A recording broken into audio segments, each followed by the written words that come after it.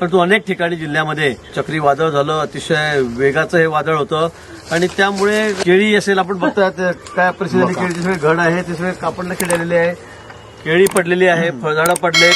विशेष करून मका आमच्याकडे या दिवसामध्ये खूप मोठ्या प्रमाणात असतो. तो मका आता काही ठिकाणी कापायला आलेला होता, काही 15 दिवसांनी महिन्यामध्ये कापला गेला असता. अगदी तोंडात आलेला घास होता, पण तो सगळा मका शेताची शेत शेकडो एकर जमीन, हजारो एकर जमीन ही आता उद्ध्वस्त झालेली आहे. म्हणजे सगळा मका हा कमरेतून खालून तुटून हा झोपलेला आहे आणि त्यामुळे शेतकऱ्यांचं अतोनात मोठं नुकसान झालेलं आहे. त्याचबरोबर तांड्यांवर, ग्रामीण भागामध्ये, खेड्यांवर अनेक लोकांच्या घरावरचे पत्र उडून गेलेले आहेत. इतका वेग त्या वादळाचा त्या ठिकाणी होता आणि म्हणून खूप मोठं नुकसान या ठिकाणी शेतकऱ्यांचं, घरांचं मोठ्या प्रमाणात झालेलं आहे.